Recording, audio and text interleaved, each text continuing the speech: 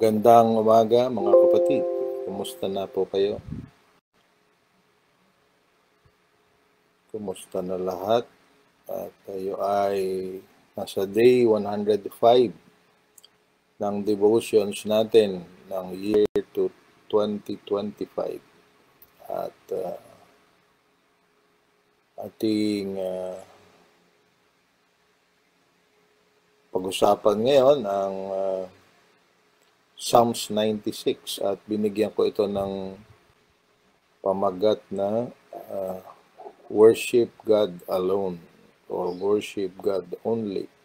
Habang tayo naghihintay ay ating buksan ang ating aklat, ang banal na kasulatan sa mga awit 96.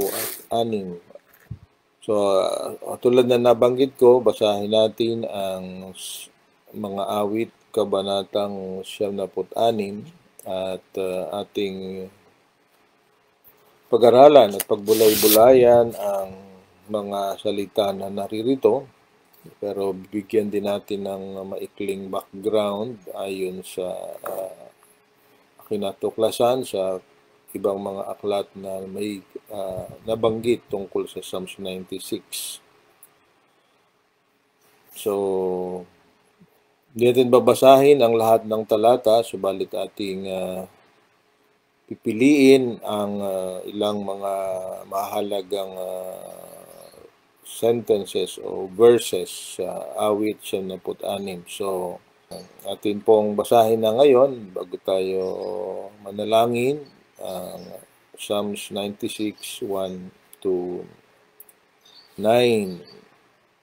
Okay, sabi dito, "Oh, sing to the Lord a new song. Sing to the Lord all the earth. Sing to the Lord, bless His name. Tell of His salvation from day to day. Declare His glory among the nations, His marvelous works among all the peoples. For great is the Lord and greatly to be praised. He is to be feared above all gods. For all the gods of the peoples are worthless idols, but the Lord made the heavens. Splendor and majesty are before Him. Strength and beauty are in His sanctuary. Ascribe to the Lord, O families of the peoples. Ascribe to the Lord glory and strength. Ascribe to the Lord the glory due His name. Bring an offering and come into His courts. Worship the Lord in the splendor of holiness. Tremble before Him, all the earth." So, yan po yung ating bagbulay-bulayan ngayong umaga. So, bago tayo natin tingnan ang mga detalye at ay ating tayo muna lumapit sa Panginoon. Ang manaming Diyos na makapangyarihan sa lahat, salamat po sa isang bagong araw na kami ay ngayon ay muli ay bibigyan mo ng pagkakataon para paglingkuran kayo, luwalhatiin kayo at ganun din naman paglingkuran at makatulong sa aming kapwa sa anumang paraan na pwede mong ipagbigay sa amin. Salamat po at nawa ang aming mga pag-usapan ngayon, ang salita na aming pagbubulay-bulayan ay maging pagpapala at gabay para sa araw na ito sa aming lahat. Ito po ang aming dalangin sa pangalan ni Jesus. Amen. So gusto ko pong bigyan ng pansin natin itong ilang kabanata na sinusundan ng ating binasa ngayon. Sa original po na Hebrew, na hindi po divided ang sabihin natin yung Biblia, yung Old Testament o yung Hebrew Bible sa mga chapters and verses. Ito po ay sunod-sunod lamang. At dun sa isang reference na nagamit ko, nabasa ko, itong Psalms 92 to 97 na binubuo ngayon ng 6 na chapter at 82 verses ay isang paragraph o isang awit, isang sabihin natin isang section lamang ng scroll at walang mga numberings na katulad ng meron tayo ngayon. Subalit para yung mga nag-print at nag-translate ng Old Testament o ng Hebrew Bible ay nilagyan ng mga verses at ng mga chapters para madali rin sa atin hanapin kung saan matatagpuan yung mga particular mga bagay na gusto nating malaman ang sinabi ng mga propeta at ng mga ginamit ng Diyos noong unang panahon para ipahayag ang kanyang kalooban. So kung ito po ay 82 verses, at kung mapapansin natin ang sa chapters 92 to 97 na nabanggit ko ay ang isang sentro ng kaniyang sinasabi ay tungkol sa pagsamba o worship. So, lahat ng mga chapters 92, 93, 94, 95, 96 at 97 ay nagbibigay ng pagpapaliwanag o ng pagdidiin tungkol sa pagsamba. At ang pagsamba na pinag-uusapan natin ay pagsamba sa nag-iisang Diyos. So, topic na natin ngayon, worship God only. So, kung balikan natin at nabasa na sa atin ng mga nakaraang araw ang iba-ibang chapters, ang Psalms 92 ay tungkol sa mga kahangahangang ginawa ng Diyos, the wonderful works of God. Ang chapter 93 ay tungkol sa paghahari na walang katapusan ng Diyos o the eternal reign of God. Ang chapter 94 ay assurance na hindi niya pababayaan ang kanyang mga tao. God will not forsake His people. Ang chapter 95, pati na ang chapter 96 ay nagsasapahayag that God is greater than any other God because He judges rightly and fairly. So ito ay parang pinapahayag na walang kasing dakila ang Diyos natin dahil siya ay tapat sa kanyang paghatol at siya ay tapat at parehas ang kanyang trato sa lahat ng mga tao. Psalms 96 na i-emphasize din dito sa ating nabasa, siya ay banal, holy, set apart, no one is like Him. Kasi siya nga ang lumikha ng lahat ng ang mga bagay. So yun ang dahilan kung bakit ini-emphasize kung bakit dapat sambahin ang Diyos. At sa Psalm 97 na bukas sa isang reference ay inuulit ang tungkol sa walang katapusang paghahari ng Diyos. So makita natin dito, napakaraming dahilan kung bakit ang Diyos at Diyos lamang ang may karapatan at dapat sambahin ng sino man sa atin. Subalit, kumisan itong pagsamba sa Diyos ay mahirap sa iba kahit sa atin. At ang isang dahilan kung bakit mahirap sumamba sa Kanya ay kapag naniniwala tayo sa ating kakayanan at ating sinasabi na ang lahat ng ating mga pakinabang sa buhay, ang lahat ng ating kalagayan sa buhay ay bunga ng ating pagsisikap o kaya ay dahil tayo ay mapalad o maswerte. Subalit, kapag ito ang ating attitude o itong ating pananaw tungkol sa ating mga tinatamasang sa ating buhay, at ito ay ating nakamtan dahil sa sarili nating kakayanan, talagang mahirap sumamba sa Diyos. Dahil yun nga, ang sasabihin natin ay, ako ang gumawa niyan, pinagsikapan ko yan, sa kaya entitled ako, I deserve all of this. Subalit kapag ating tinuring at ang totoo kinilala natin na kahit anong pagsisikap natin ay magiging walang kabuluhan kung hindi ito pagpapalain ng Diyos, naging madali ang pagsamba. Nataalaala ko tuloy yung sinabi sa Psalms 127 na ganito yung gusto kong basahin din natin ngayon. Sabi sa Psalms 127, lahat daw ng pagsisikap natin ay walang kabuluhan kung hindi ito bibigyan ng sabi natin bendisyon o pagpapala ng Diyos. Ganito ang pagkasabi Psalms 127 sa ESV. Unless the Lord builds the house, those who build it labor in vain. Unless the Lord watches over the city, the watchman stays awake in vain. It is in vain that you rise up early and go late to rest, eating the bread of anxious toil, for he gives to his beloved sleep. So, pag ang tamang pananaw natin tungkol sa anong meron tayo, ay ang pananaw na ito'y pagpapala ng Diyos at hindi bunga natin sa pagsisikap o ng ating kahusayan o ng ating talento, madaling sumamba sa Diyos.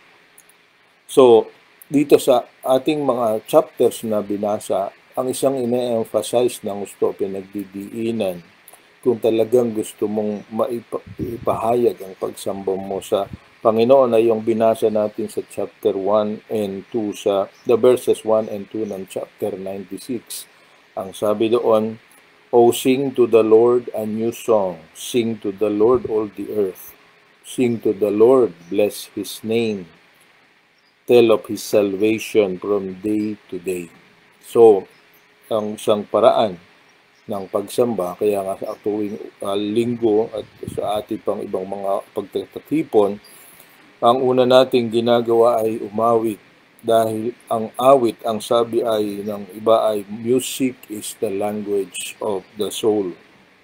So kung ito ay salita o lengguwahe ng kaluluwa at ang Holy Spirit ay naroon sa ating kaluluwa o sa ating puso, madaling sumamba. At ang dulot noon ay ang favor o kaluguran ng Diyos. Kahit sa bagong tipan, maliwanag na isang inaasahan ng Panginoon ayon kay Apostol Pablo at nasinulat niya sa mga taga-Epeso, sabi ay tayo ay dapat magsumamba at magpuri sa Panginoon. Sabi sa Ephesians 5:18-20, babasahin ko, sabi dito ay, Do not get drunk on wine, which leads to debauchery or kahalayan. Instead, be filled with the Spirit, speaking to one another with psalms, hymns, and songs from the Spirit. Sing and make music from your heart to the Lord, always giving thanks to God the Father for everything in the name of the Lord Jesus Christ. So ang ngayong araw na ito, ano ang laman talaga na ating puso?